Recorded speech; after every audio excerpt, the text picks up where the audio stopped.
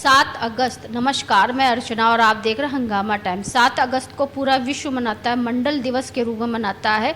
लेकिन मंडल दिवस आखिर है क्या? जिस तरह से मंडल आयोग लागू किया गया था 1990 1 जनवरी में, तो जिसके तहत में सभी पिछड़ी जाति अनुसूचित जातियों को कुछ आरक्षण मिला था और उनको 27% आरक्षण मिला था।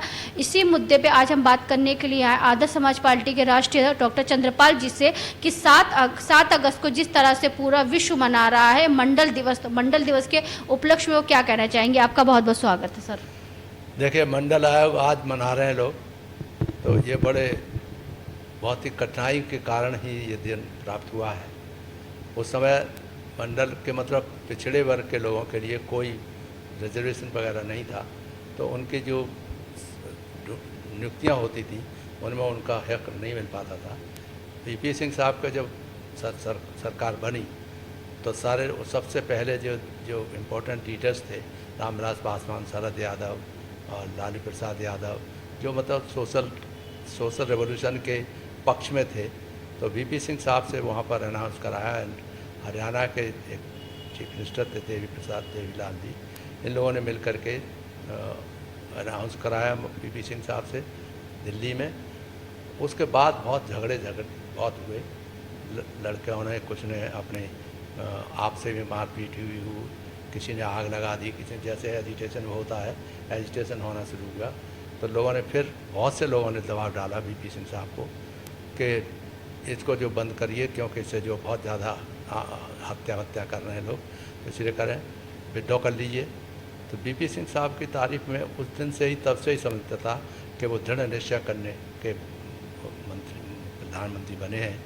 उन्होंने कह दिया कि अब जो हमने कर दिया है अनाउंस, और उसमें हम उसे वापस नहीं लेंगे। आप भी पूर्व भारत सरकार सचिव रह चुके हैं, तो मंडल आयोग बनने में और मंडल आयोग लागू करने में आपकी क्या भूमिका रही? नहीं, मंडल आयोग बनना तो पहले मुझसे पहले ही था, सर्विस में जरूर थे, मगर हमको इतना ज़्यादा ज्ञान नहीं था पॉलिटिक्स का, इसलिए उससे हम कोई प्रभावित नहीं हुए। मगर जब ये मालूम पड़ा कि उनको 27% आरक्षण मिलेगा, उनकी पॉपुलेशन तो 54% करीब थी, तो आधे पे 52% मिल रहा है, तो ठीक है, हुआ। तो मंडल आयोग हमको पसंद आने लगा, क्योंकि एक भी जो है हार्डली एक आध कोई ऑफिसर रहता हो जो बैकवर्ड क्लास का आता हो सर्विसेज में, तो हम सबके एक तरह से प्रश्न उठाने वालों में से थे। चाहे कोई गड़बड़ी होती थी तो हम ही सबसे पहले जो बैकवर्ड क्लासेस के ऑफिसर्स थे, कास्ट के ऑफिसर्स थे, तो वो हमारी तरफ देखते थे कि हम जा करके चीफ मिनिस्टर से या किसी से बात उठाएंगे, और अध्यक्ष थे उन लोगों के एसोसिएशन के, तो इसलिए हम बात उठाते ही थे और बहुत ज़ोर से उठाते थे। तो वीपी सिंह साहब के हम बहुत नज़दीक हो गए, और उन्होंने भी वीपी सिंह साहब ने करने के लिए यहाँ पर मेरे घर पे आए, और घर के बाद हमसे ऐसी बात हुई, तो बहुत अच्छी बातें होती थी उनसे, सारे जो पॉलिटिक्स की भी बात होती थी उसमें बताते थे हमें, तो उनको वो हो गए। और उसके बाद ऐसा परिवर्तन होने लगा, लोग चिल्लाने लगे, मगर वीपी सिंह साहब की तारीफ़ है कि उन्होंने बैकवर्ड क्लासेस के लिए इतना ज़्यादा काम किया, मगर बैकवर्ड क्लासेस के लोगों ने उनका साथ नहीं दिया। तब को हमारी आँखें खुली कि ये तो लोग बहुत ज़्यादा स्वार्थी होते हैं कि अपने सब कुछ दे दिया उन्होंने, फिर भी कुछ नहीं, प्राइम मिनिस्टर छोड़ने पड़ी बाद में, और दे दिया कुछ भी। यहाँ पर जब यहाँ पर उत्तर प्रदेश में आने की बात आई, कैसे इसमें 27% कैसे किया जाए, इस पर उन्होंने जो बात उठाई, तो दिल्ली में तो हो गया था सेंट्रल गवर्नमेंट में, उत्तर प्रदेश सरकार में केवल 15% था, जो रामविलास यादव जी के ज़माने में मुख्यमंत्री थे तब 15% हुआ था, और 27% बाद में होना था। यहाँ अम्बेडकर महासभा में बैठक हुई थी, और बैठक होने के बाद वहाँ पर माननीय मुख्यमंत्री जी बन गए थे मुलायम सिंह यादव जी, तो उनके स्वागत में वहाँ मीटिंग हुई थी, और उस मीटिंग में ये होता रहा था कि जब, मगर माननीय मुलायम सिंह यादव जी ने यह नहीं कहा कि आज से उत्तर प्रदेश में 27% लागू होगा। तो हम आगे बैठे थे, नेचुरली माननीय मुख्यमंत्री जी, माननीय वीपी सिंह साहब ऊपर बैठे थे, तो हमने धीरे से एक चिट में लिख करके भेज दिया। वीपी सिंह साहब को बहुत मानते थे हमको, तो उनको लिख के भेज दिया कि इनको आज ही अनाउंस करवाइए। तो वीपी सिंह साहब जो उठ के खड़े हुए, इधर मुलायम सिंह यादव बैठ रहे थे स्टेज पे, वो पिक्चर में है सब फोटो में, कि किसी तरह से उन्होंने कहा कि नहीं, आप करिए, अनाउंस करिए, मैंने तो सेंट्रल गवर्नमेंट में कर दिया है, आप उत्तर प्रदेश सरकार में यहाँ करिए, हर हालत में करिए, जैसे आज भी अनाउंस करिए। तो अब वीपी सिंह साहब ने कहा तो वो कह दोनों में आपस में होता रहा कि आप करिए आप करिए आप करिए। फिर फाइनली हमारी चिट का असर ये हुआ कि उन्होंने जो है फ़ौरन एक्सेप्ट माननीय मुलायम सिंह यादव को हाथ से उठा करके वीपी सिंह साहब ने खड़ा किया, और खड़ा करने के बाद उनसे अनाउंस रहा कि आज से मंडल आयोग उत्तर प्रदेश में भी उसकी सिफारिशों में 27% उत्तर प्रदेश में भी लागू होगा। तो उस दिन से हम वीपी सिंह के बड़े शिष्य हो गए। किसी तरह से भी हालत में लगाते हुए इतने अपोजिशन के बाद भी उन्होंने एक अच्छा काम हो रहा था, सबकी भागीदारी की तरफ हिस्सा बढ़ रहा था।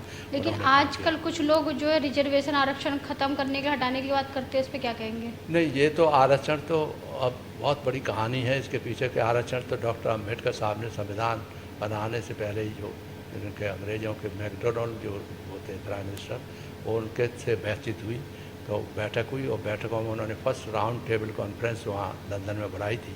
और राउंड टेबल कॉन्फ्रेंस में बाबा साहब डॉक्टर अम्बेडकर गए, उनके एक साथी और थे, और कुछ लोग हर पार्टी का कोई न कोई एक पदाधिकारी था। माननीय महात्मा गांधी जी नहीं गए थे पहली राउंड टेबल कॉन्फ्रेंस में। तो जब वहाँ पहुँचे तो उस समय ये बात आई कि हर धर्म के लोगों को भी हिस्सेदारी मिलनी चाहिए, और उन्होंने कहना शुरू किया।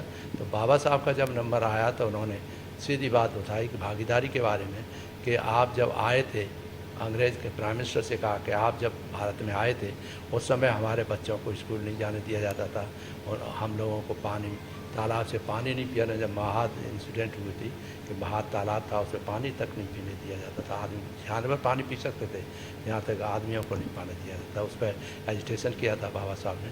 और फिर उसके बाद राउंड टेबल कॉन्फ्रेंस में उन्होंने कहा कि आप जो है मौका है कि आप जो है हमें बताइए कि हमें क्या भागीदारी मिलेगी, कि आज भी हमें यही स्थिति होगी आफ्टर इंडिपेंडेंस जो पहले हो रही थी। तो स्वराज का हमारा मतलब क्या होगा, तो वो भागीदारी हमको मिलनी चाहिए। और जोर से बाबत उन्होंने वहाँ के उनको डांटा, प्राइम मिनिस्टर तक को बात हुई, तो वो राउंड टेबल कॉन्फ्रेंस पोस्टपोन हो गई। तो जिस तरह से 7 अगस्त को कल जो है मंडल दिवस के अवसर पर आज़ाद पार्टी के जो चंद्रशेखर आज़ाद हैं वो इको गार्डन पे धरना प्रदर्शन करने जा रहे हैं, तो इसके बारे में क्या कहेंगे? उसका काम तो सिर्फ धरना प्रदर्शन करना है। ये धरना प्रदर्शन करने से तमाम लड़के लड़कियों की मौतें हुई हैं, ये क्या है, क्या रिजल्ट करता है? इससे कुछ रिजल्ट मिलने वाला होता है? हम लोग पीसफुल मंडल दिवस जिस तरह से पूरा विश्व मनाता है, लेकिन मंडल दिवस और मंडल आयोग लागू होने के बाद भी कहीं ना कहीं पिछड़ी जाति और अनुसूचित जातियों पे अभी भी अत्याचार होता रहता है। उनके जो हक हैं उनको नहीं मिल पाते हैं, और बल्कि कुछ अन्य जातियां इसको हटाने की भी मांग करती हैं और रिजर्वेशन ख़त्म करने की मांग करती है। इस पर क्या कहेंगे? आप बिल्कुल सही कह रही हैं, बड़ा अच्छा एनालिसिस है आपकी, कि ऐसी जनता की मांग यही है। जनता मीन्स जो अपर कास्ट के लोग हैं, जिनको हर चीज़ मिली हुई है, हर चीज़ मिली हुई है। कोई भी एग्रीकल्चर ले लो, रोज़गार ले लो, इंडस्ट्री ले लो, हर एक का परसेंटेज अगर आप देखोगे तो सब उन्हीं लोगों के हाथ में है। तो आज भी लोग फिर भी इस तरह कहते हैं कि जो शेड्यूल कास्ट के लोगों के लिए जो मिल गया आरक्षण, उनको 20-21% आरक्षण मिलना चाहिए, जो उनकी पॉपुलेशन है।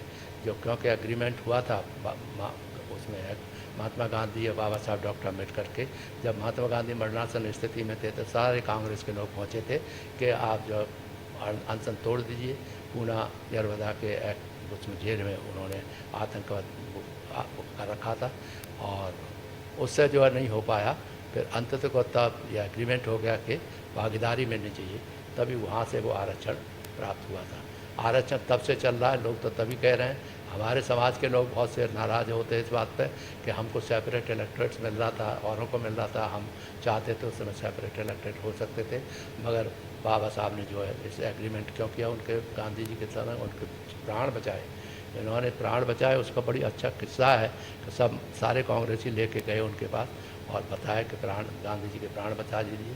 तो गांधी जी के प्राण बचाने के लिए वो गए, और वहाँ मरणासन स्थिति में गांधी जी बैठे हुए थे और लेटे हुए थे। तो उन्होंने कहा कि जैसे देखा कि बाबा आप भी तो मेरे प्राण बचाना चाहते हैं, उन्होंने कहा अनशन तोड़ दीजिए।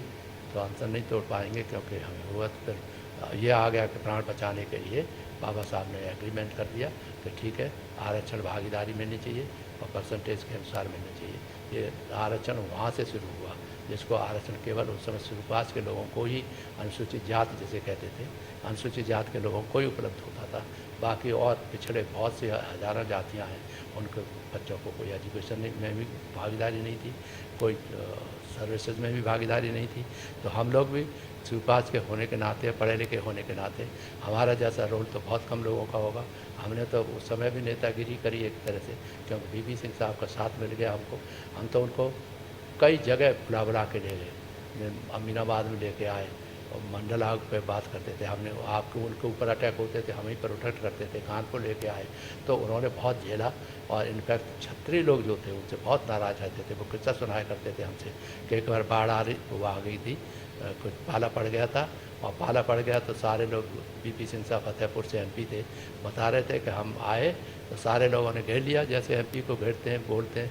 तो उसमें घेरने के बाद कहते हैं कि साहब आपने ये क्या करना है, हम ऐसे पाला पड़ा है, हम कैसे जाएं। तो उन्होंने पूछते थे, मजाक में कहते थे कि छत्री लोग कहते थे कि हमारे खेत में भी पाला पड़ा है।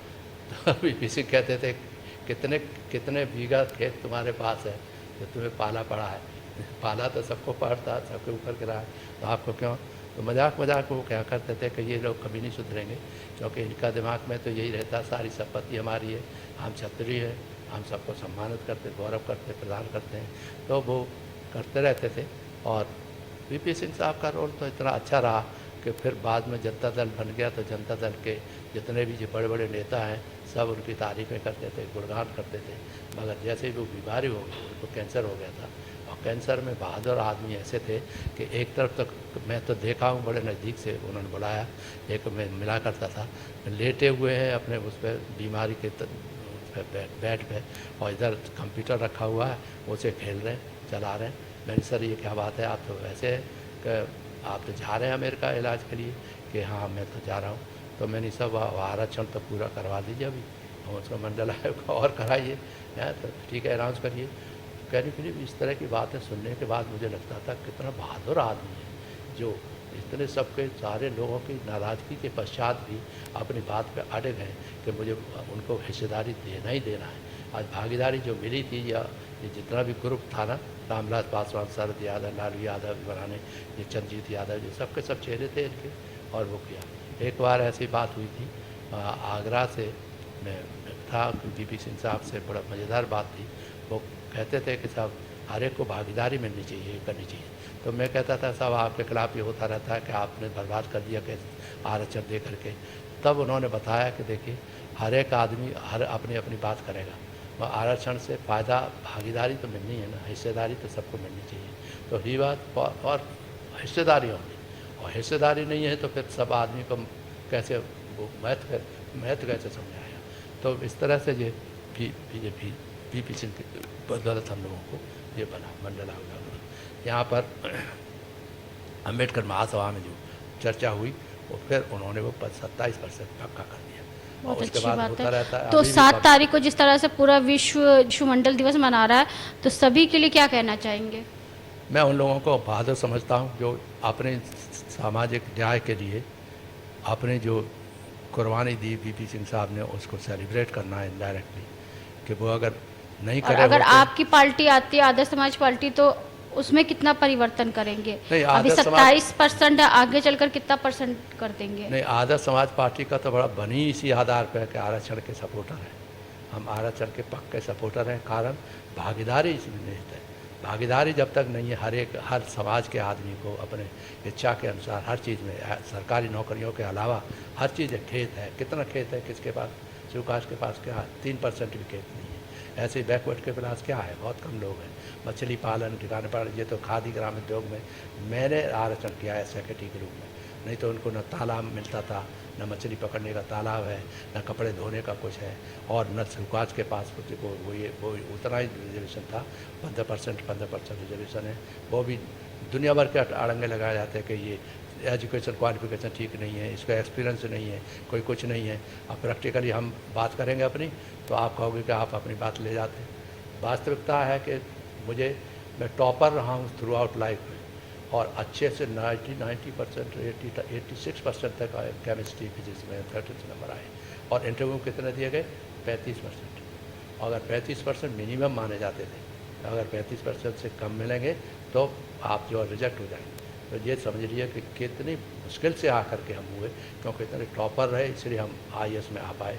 और न फिर उनको दिखा दिया कि हम आरक्षण के होने के बावजूद भी कितने कितने कार्यक्रम किए हैं जो कि कोई कर नहीं सकता। और कैसे हमने मंडल आयोग में रख के हमने अपनी पार्टी में लिखा है कि मंडल आयोग का मतलब उसमें जो अधूरा रह गया था वो अधूरे को पूरा करा जाए, पूर्ण रूप से लागू होना चाहिए।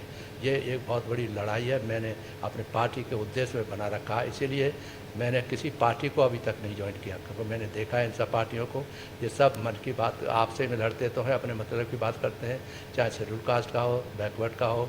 ये सब सोचते हैं कि किसी तरह से नेक्स्ट इलेक्शन में मुझे कुछ ऊंचा पद मिल जाए और आगे बढ़ जाए। और इसलिए मैंने सेक्रीफाइस किया है कि मुझे सपोर्ट नहीं किया किसी के लोगों ने, मगर मैंने कहा कि ये मंडल आयोग पूरा लागू होना चाहिए, शेड्यूल कास्ट का लागू होना चाहिए, भागीदारी होनी चाहिए, हर एक की महिलाओं का आरक्षण होना चाहिए। ये सारे के सारे आप देखोगे मेरे मैनिफेस्टो में। तो मैं चाहता हूँ कि एक मैनिफेस्टो जारी करेंगे हम, तो उसमें मालूम पड़ेगा कि क्या क्या किसके उद्देश्य, किस पार्टी के क्या उद्देश्य है। सबसे बड़ा उद्देश्य है भागीदारी। भागीदारी का मतलब जो बैकवर्ड के लिए मंडल आयोग लागू किया उसको लागू करो, जो और आज के लोगों को जो मिल नहीं रहा वो दो। खेती जो पड़ी हुई थी घर बनाने के लिए दिया गया, उसी को ख़त्म करने के लिए एक्ट ही ख़त्म कर दिया। तो ये अजीब सा लगता है कि देश में लोग जो बैकवर्ड के भी लोग नहीं आगे नहीं आने देते। मैं उदाहरण दूंगा, एक जो अपने वाल्मीकि समाज के लोगों ने हमको बुलाया था खाने पे गए। टूंडला मेरी कंस्टिट्यूंसी है, जहाँ है टूंडला मेरे गांव है, वहाँ मैंने तहसील बनवाई, सब काम किया, लड़कियों के लिए कॉलेज बनवाए।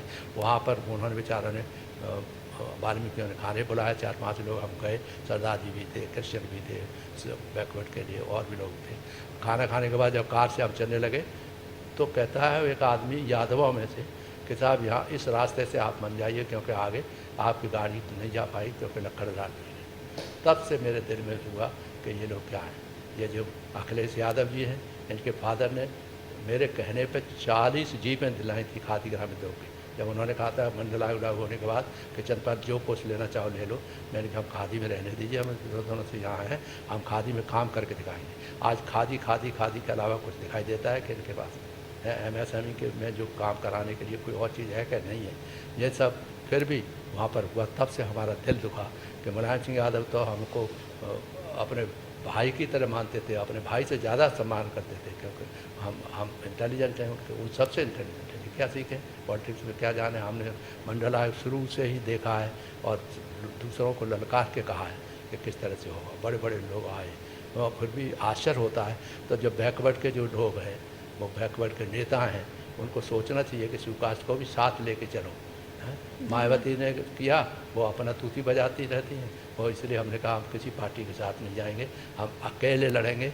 और हमने जो काम किया था उस समय सामाजिक पॉइंट ऑफ व्यू से, शिक्षा के क्षेत्र में, बेरोजगारी के क्षेत्र में, ट्रेनिंग के क्षेत्र में जो आज दिखा फल दे रहे हैं, वो सब जो करवा के मारेंगे और इंडिपेंडेंट रह के ही करेंगे। किसी दूसरी पार्टी के साथ हम जाएंगे ही नहीं किसी तरह से, क्योंकि हमको तो मनमोहन सिंह साहब ने भी कहा, राजनाथ सिंह ने भी कहा, सब लोगों ने अनाउंस किया, मगर इनकी यही हरकत है, हमको नहीं याद है कि ये भागीदारी नहीं देना चाहते।